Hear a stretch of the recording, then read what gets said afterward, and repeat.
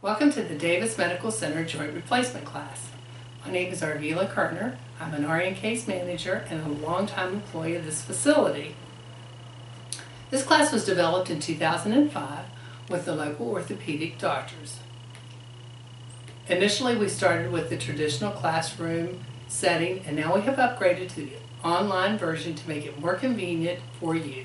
The purpose of this class is to provide you with information starting with the pre-admission process, your anticipated hospital stay, and making arrangements for your post-hospital care. This will also give you time to make some necessary arrangements and/or modifications at your home. The typical hospital stay for a joint replacement is 2 to 3 days.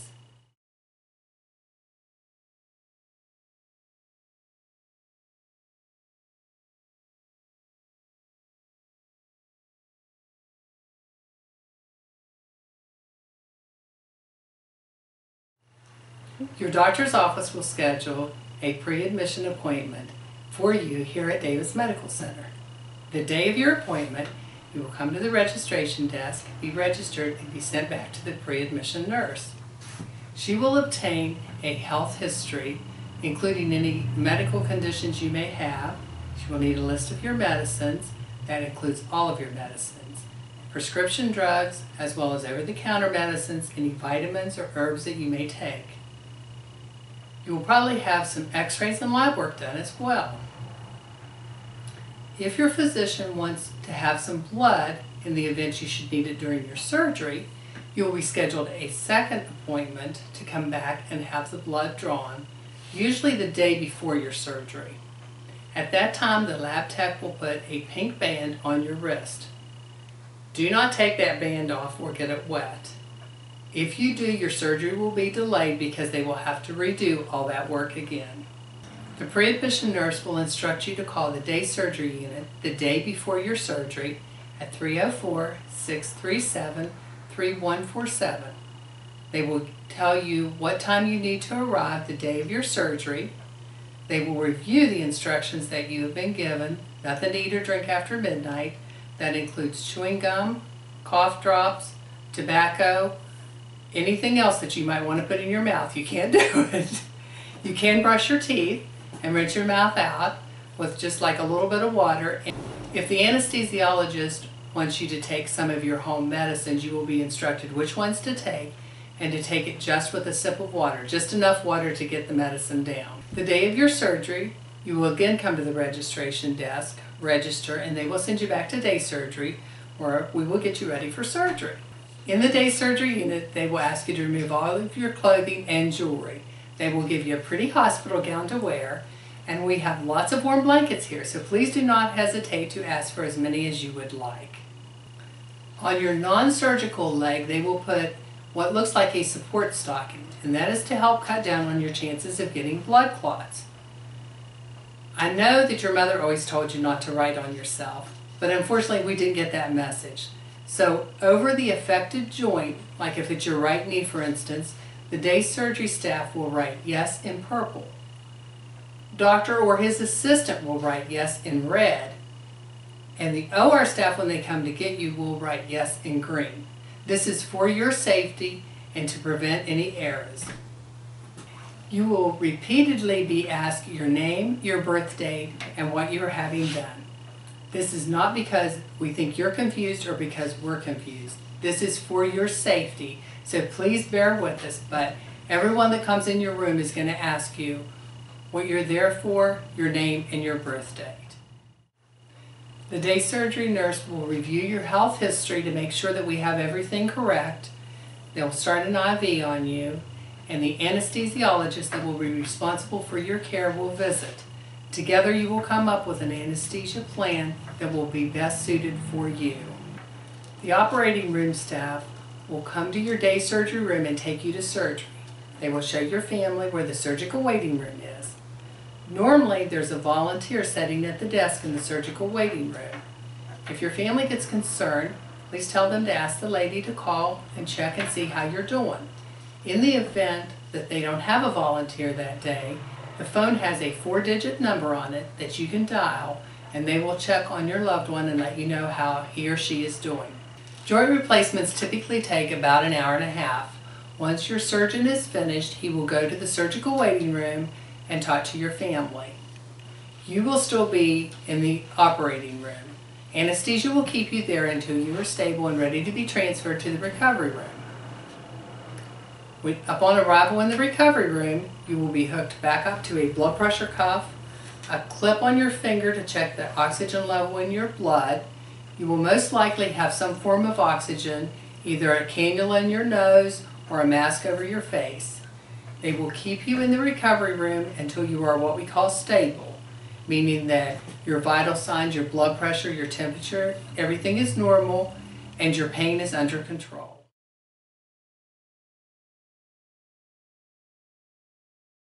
Once you are stable, you will be taken to your room on the floor. The nurses on the floor will hook you back up to a blood pressure cuff. They'll put the clip back on your finger. They'll be coming in about every 15 minutes to check your vital signs. At that point, they're going to be asking you repeatedly your name, your birth date, and to rate your pain on a scale of 1 to 10, with 1 being very little pain and 10 being the worst pain you've ever had. Please be honest. The pain you've been suffering up to now is called chronic pain. It gets worse every day. You can go an hour or so without taking your pain medicine now and nothing really happens. But once you've had surgery, you want to take your pain medicine pretty regularly, because if you let that pain get ahead of you, it's almost impossible to catch up. So if your pain is an 8 or a 9 and you get something for pain and it doesn't help, please let the nurse know. She can call the doctor. The doctor can either give you something else. He may need to give you just more of the medicine that he's given you, maybe more often. But if you're not honest with you, we won't know what to get for you. Most likely you will have some form of IV medicine. A lot of times they use what's called patient-controlled analgesia. What that means is you control how often you get your pain medicine by pushing this little button. The doctor will order the specific medicine and how often you can have it.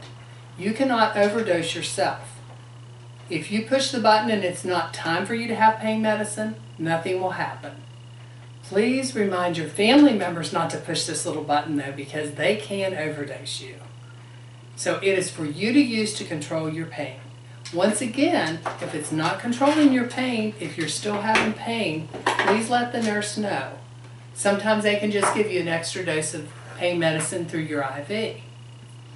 Unfortunately, we don't let you take the IV medicine home.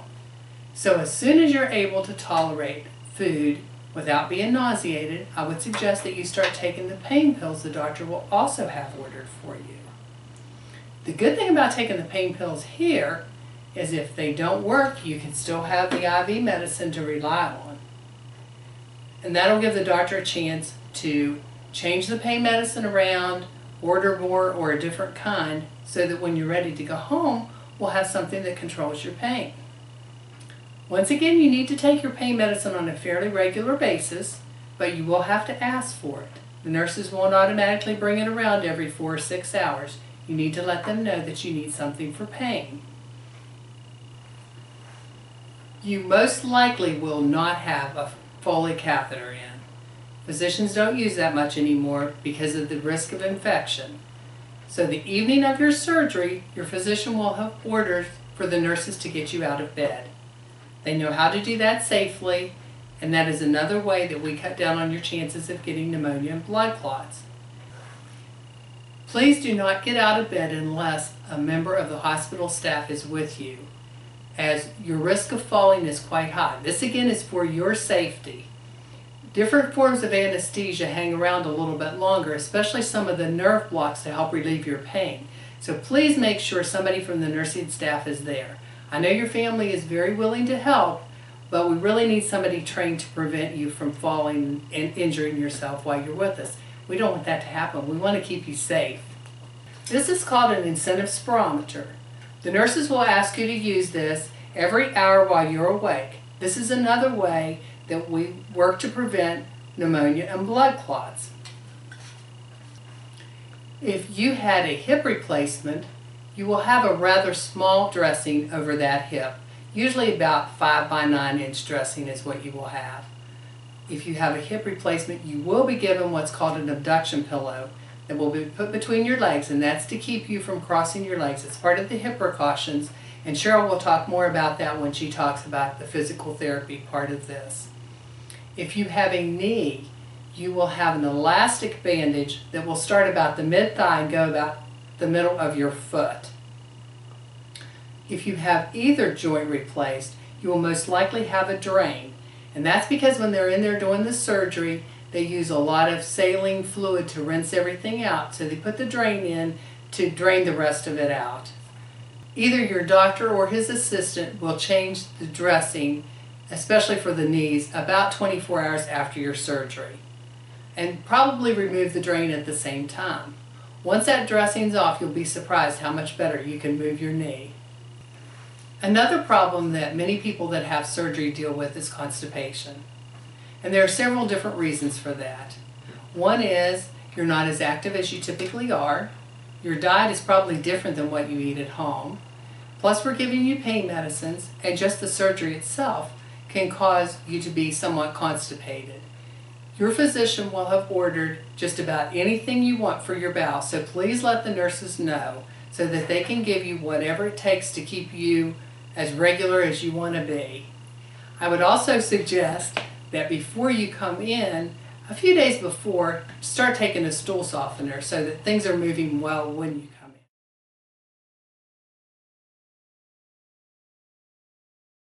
Someone from case management will visit you the day after your surgery and do what we call a screening.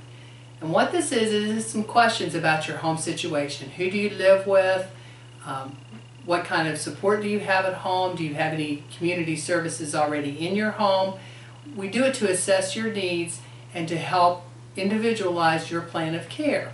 We will speak with your doctor, physical therapy, and nursing, and then work with you and your family to develop the best and the safest discharge plan for you. Most people that have a joint replacement return home with home health services. Some are doing well enough to go straight to outpatient services, and a few will go for inpatient rehab. We focus on what is the safest and the best for you. If you have private insurance, please check with your insurance and make sure that you have a home health and/or an outpatient benefit. Some insurances either don't cover them or they have huge copays. If this is the case, this may alter your discharge plan. At the beginning of this presentation, I talked a little bit about some home modifications that you may need to make. This may be something as simple as sleeping in a downstairs bedroom instead of your upstairs bedroom that you typically sleep in, picking up throw rugs, which can lead to falls. You will need someone with you the first 2 to 3 days that you are home for your safety. This will help you get reacclimated to your surroundings because it'll be a little different than it was before you had your joint replacement. Please remember to take your pain medicine because you are not going to be able to do your exercises and participate with physical therapy unless you have some pain medicine on board. We will also talk to physical therapy about your equipment needs at home. We will take their recommendations. If you are agreeable to that, we will order the necessary equipment or help you obtain it before you leave the hospital. Once we have what is the safest and best discharge plan for you, we will make the home health referrals. If you're going home with home health, if you are going straight to outpatient, we will make sure that you leave with an appointment for your outpatient physical therapy. And in the event that you would be going for inpatient rehab, we will make those arrangements so you won't have to do anything.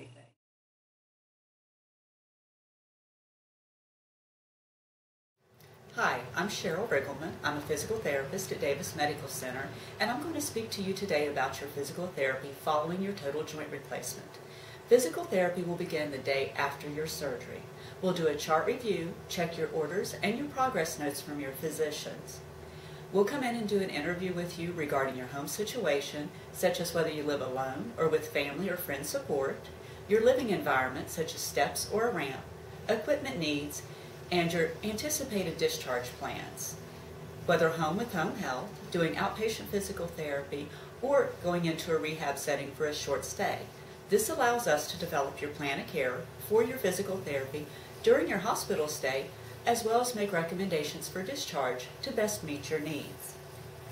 Physical therapy progresses both in the hospital and after your discharge to increase your strength and range of motion, especially if you're having a total knee replacement, your mobility, ensuring that you are transferring safely and independently, maintaining any hip precautions, such as those related to a total hip replacement, or maintaining any weight-bearing restrictions that are identified by your physician.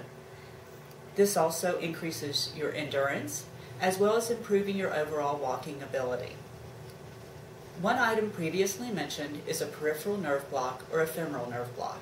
This is done following a total knee replacement to assist with pain control. One effect of the femoral nerve block may be a weakness in the quadriceps muscle located on the front of the thigh, which creates an instability when you attempt to stand. It is vitally important that you do not attempt to get up without staff assistance and a walker for your safety. Effects of the nerve block normally resolve within 12 to 36 hours. We do encourage you to take your pain medication on a regularly scheduled dosage as per your physician.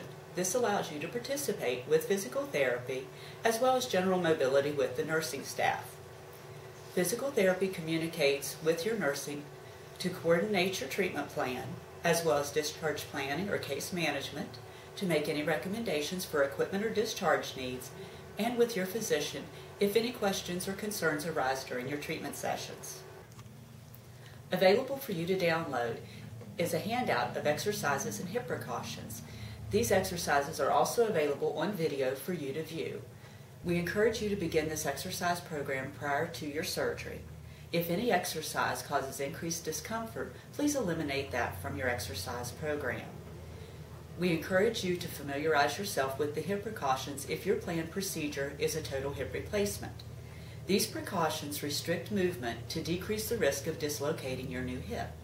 If you do have any questions regarding this exercise program or the hip precautions, please feel free to call us in physical therapy at 304-637-3120 or speak with your physician prior to your surgery. Thank you for taking the time to view this video.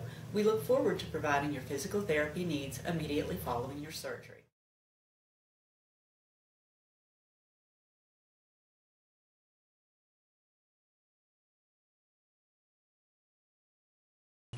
If your discharge plan includes home health services, case management will make the referral prior to your discharge to the home health agency of your choice. The home health agency will most likely contact you the evening that you are discharged home. They will make arrangements to visit you probably the day after you go home. Home health services are quite varied depending on what your doctor orders for you. They may or may not include nursing, physical therapy, and occupational therapy services, just to mention a few.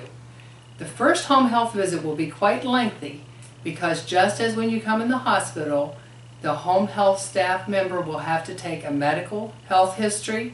They'll need a list of all of your medicines, and they'll ask lots and lots of questions, including your name and your birth date once again. Typically, home health visits 2 or 3 times a week for 2 or 3 weeks, and after the first visit, usually you can count on about 45 minutes to an hour for each visit. Traditional Medicare and Medicaid pay 100% for home health services. Other insurances, as we talked before, may vary, so if that's what you're thinking that you want to do, make sure that you check with your insurance to see what they do or don't pay for. Another benefit to having home health services is they are on call 24 hours a day, 7 days a week, as long as you are receiving their services. While they're in your home, they will also do some routine safety checks and maybe make some recommendations about how to make your home a little bit safer. These are recommendations. You do not have to do it, but it is for your safety and you might want to consider it.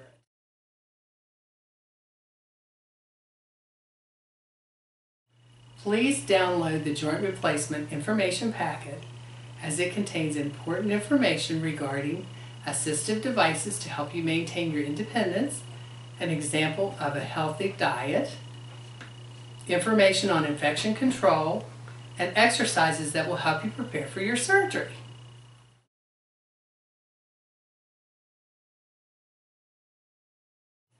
Thank you for taking the time to join this class. I hope that you find the information beneficial If you have any questions, please do not hesitate to contact me. We look forward to taking care of you, not you having to have surgery, but taking care of you. We will provide the best and the safest care for each and every one of you. Thank you again.